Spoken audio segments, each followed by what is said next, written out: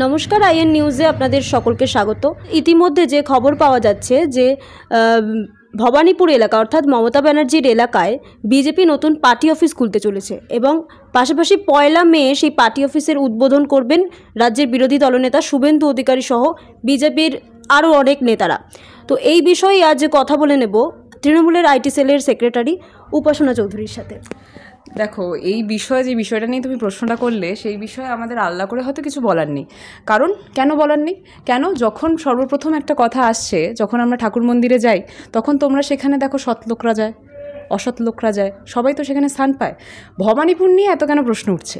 ভবানীপুরটা কিন্তু হয়তো তুমি, আমি বা অনেকেই বা বিরোধীরা হয়তো সেই কেন্দ্রিক বিষয় বলেই মনে করে ভবানীপুর হোক, কালীঘাট হোক, সেখানে হয়তো মায়ের বাস, অর্থাৎ মা কালী সেখানে অলরেডি বিরাজমান।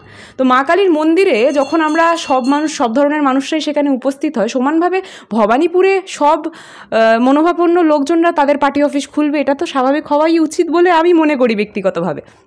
আরেকটা অ্যাসপেক্ট যদি তোমাদেরকে বলি, তাহলে সেটাও কিন্তু এই ক্ষেত্রে চলে আসছে যে আমরা বলেছি 2026-এ খেলা হবে। মমতা বন্দ্যোপাধ্যায় বলেছেন যে 26-এ কিন্তু যে খেলাটা আমরা এতদিন ধরে খেলে এসেছি সেটা আরেকটু ভালো গতিতে হবে। এবার খেলতে গেলে মাঠে তো কম্পিটিটরদের দরকার, অর্থাৎ বিরোধী পক্ষ যদি না থাকে আমি কাদের সাথে খেলবো? ফাঁকা মাঠে গোল দিয়ে তো কোনো মজা নেই।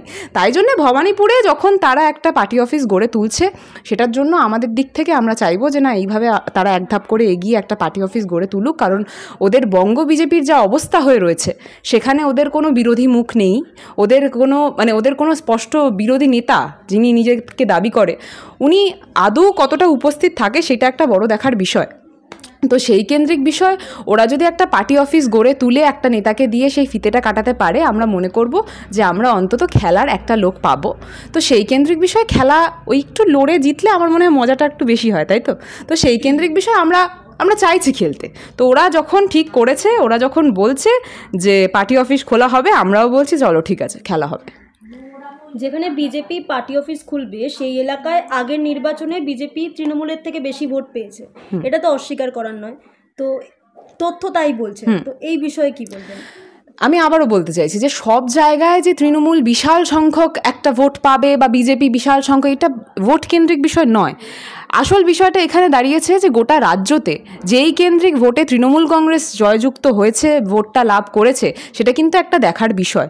এবং সেটা ভবানীপুর হোক বা অন্য কোনো জায়গা হোক, যখনই আমরা সেই জায়গার উন্নয়ন দেখছি তখন কিন্তু আমরা দিন শেষে এটাই দেখছি যে মমতা বন্দ্যোপাধ্যায়ের দ্বারাই কিন্তু সেই জায়গায় সেই উন্নয়নটা হচ্ছে।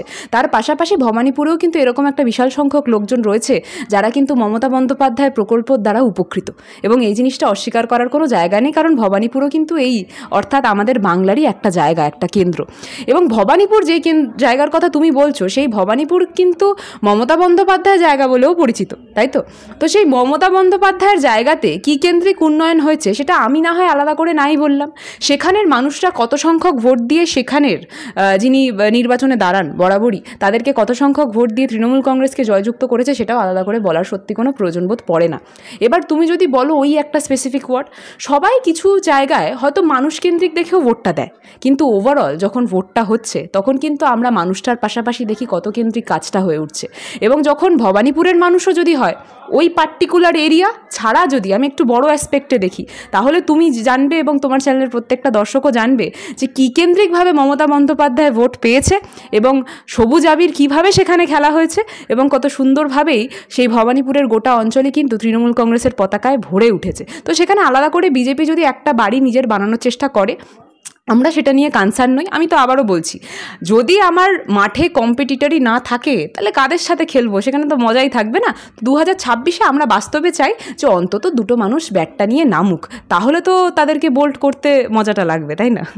কিন্তু বিজেপি নেতারা তো বারংবার দাবি করেন যে মমতা ব্যানার্জি নিজের এলাকাতেই জিততে পারেন না বা নিজের বুথ এলাকায় তিনি ভোট পান না, তো এই দাবিটা তাদের মধ্যে থাকে, তারা এই দাবিটা তোলে। মমতা বন্দ্যোপাধ্যায় যেই কেন্দ্রিক ভোট পেয়ে জিতে এসছে, সেই কেন্দ্রিক ভোট বা তার অর্ধেক কেন্দ্রিক ভোটও যদি বিজেপি পেত, তাহলে হয়তো আজকে বঙ্গে বিজেপি থাকতো, তৃণমূল কংগ্রেস নয়। তো যারা এই দাবিটা করে, এই দাবিটা বাস্তবেই ভীষণ হাস্যকর। কেন বলছি কথাটা আমি আবারও বলে দিচ্ছি, যে এই তথ্যের দাবি ওরা করছে, ওরা কিছু কেন্দ্রিক জায়গায় আমরা বরাবরই জানি ওরা ধর্মের রাজনীতি করে। অর্থাৎ ধর্মের রাজনীতি অর্থাৎ কেমন, আমরা বাংলায় বরাবরই দেখে এসেছি যে বাংলার পেটে, আমি বরাবরই একটা কথা বলি, বাংলার পেটে শিক্ষা আছে। অর্থাৎ বাংলার পেটে কিন্তু কোনোদিনই তোমরা যদি এই জিনিসটা চাও যে ধর্মকেন্দ্রিক রাজনীতি পুট করে আমি একটু এক ধাপ করে এগিয়ে যাব, সেটা কোনোদিনই হবে না। এবং তাই জন্যেই বাংলায় বিজেপি ঠাঁই পায়নি, আগামী দিনেও পাবে না, এটা ভীষণভাবে স্পষ্ট। এবার যখনই সেই ভবানীপুর কেন্দ্রিক দেখানোর চেষ্টা হয়, তখন বারবার অনেক কেন্দ্রিক কথা বলে। আর কারা কথা বলছে? যে নিজে লোডশেডিং করে জিতে এসছে, তাদের মুখ থেকে এই কথা শুনতে হচ্ছে। এবং ওনার কথার কাউন্টার যদি আমাকে দিতে হয়, তাহলে আমার থেকে আজকে হয়তো আমার থেকে বাজে দুর্দশা কারোর হবে না। তাই জন্য ওনার কথার কাউন্টারটা আমি সত্যি এই তোমার প্রশ্নের মাধ্যমে দেওয়ার উত্তরটা প্রয়োজন বোধ করছি না। কারণ যিনি নিজে লোডশেডিং করে জিতে এসছেন, ওনার নিজের এমএলএ সত্তার উপরই প্রশ্ন রয়েছে। ওনার কোনো প্রশ্নের উত্তর আমরা এখানে দেব না। আমরা স্পষ্টভাবে জানি এই গোটা বঙ্গের মানুষ যেই মানুষটার উপর ভরসা করে এসছে, সেটা একটা হাওয়াই চটি, এবং সেই হাওয়াই চটিকে এই বঙ্গের প্রত্যেকটা মানুষ হৃদয়ে বাস করায়। এবং তাই জন্যই কিন্তু সেই হাওয়াই চটি আজকে নবান্নের শীর্ষে পদে বসে আছে।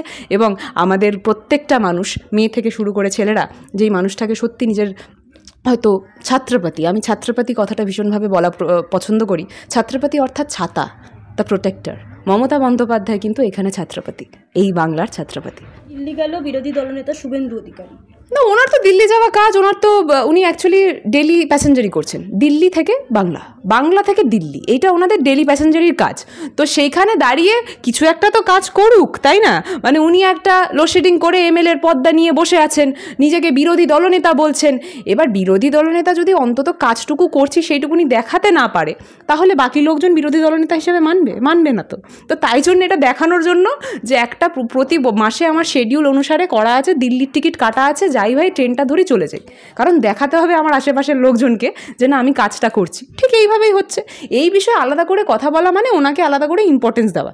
ওনাকে ইম্পর্টেন্স দেওয়ার এখানে কোনো কথা আসেই না, কারণ উনি যেই কাজটা করছেন, ক্রমাগত বিজেপির গ্রাফটা বাংলা থেকে নিচের দিকেই যাচ্ছে। কাল বাদে পরশু শূন্যর দিকে যে ওনারাও মানে শূন্যের দিকে গতিমান হবে, সেটাও স্পষ্ট। অর্থাৎ বামের সাথে রাম যুক্ত হবে, সেই জিনিসটাও অত্যন্ত স্পষ্ট। এটা নিয়ে আলাদাভাবে কিছু বলার কোনো প্রয়োজন বোধ পড়ে না। সূত্রের খবর, বিজেপি নেতৃত্বের বিভিন্ন সাংগঠনিক নির্দেশ জারি করেছে তো ভোটের জন্যই, তো তারা তো জোর কদমে প্রস্তুতি শুরু করে দিল।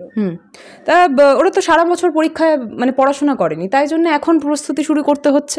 আমরা গোটা বছর পড়াশোনা করেছি, আমরা গোটা বছর মানুষকে সেবা দিয়ে এসেছি, কন্যাশ্রী থেকে শুরু করে যুবশ্রী থেকে শুরু করে প্রত্যেকটা প্রকল্প মমতা বন্দ্যোপাধ্যায় যেইভাবে প্রত্যেকটা মানুষের হাত পর্যন্ত পৌঁছে দিয়ে এসেছি আমরা গোটা বছর জুড়ে। তার পাশাপাশি আপনাদের বাড়ির সামনে লাইটটা জ্বলে তো ঠিক মতো, তার পাশাপাশি আমরা এই জিনিসটা জানি যে কি সুন্দরভাবে রাস্তাঘাটগুলো সেজে উঠছে। আমি তুমি প্রত্যেকেই মেয়ে, আমরা কিন্তু সত্যি বাস্তবে এই বাংলার মাটিতে দাঁড়িয়ে সুরক্ষিত, সেই জিনিসটা আলাদা করে বলতে প্রয়োজন বোধ পড়ে না। তো সেই জিনিসটা যদি আমি একটা ডাবল ইঞ্জিন সরকারের জায়গায় গিয়ে তুলনা করে দেখি, তাহলে আমরা বুঝতে পারবো বাংলা এতটা ভালো কেন আছে। কিন্তু হ্যাঁ, বারবার একটা জিনিস দেখেছি যে বিজেপির প্রত্যেকটা নেতৃত্ব কীভাবে বাংলাকে জ্বালিয়ে তুলবে সেটার পূর্ণ প্রচেষ্টা করে গেছে। কিভাবে একটা মিথ্যাচার করবে, কিভাবে নোংরামি সৃষ্টি করবে, কিভাবে আগুন জ্বালাবে, সেই জিনিসটা ওদের বরাবরই একটা প্রচেষ্টা রয়ে গেছে। তো সেই কেন্দ্রিক বিষয়ে ওরা প্রচেষ্টা করে যাক, আমরা আমাদের কাজ করে যাই। ওরা গোটা বছর ধরে পড়ে না, তাই জন্য মনে পড়ে পরীক্ষার আগের দিন পড়াশোনা করতে হবে অন্তত কোনো কেন্দ্রিক বিষয় যদি 5 মার্কটা আমি পেয়ে যাই। আমরা গোটা বছর পড়াশোনা করি, আমরা টপ হওয়ার কথা ভাবি, পাশ করার কথা ভাবি না, পাশ আমরা করছি।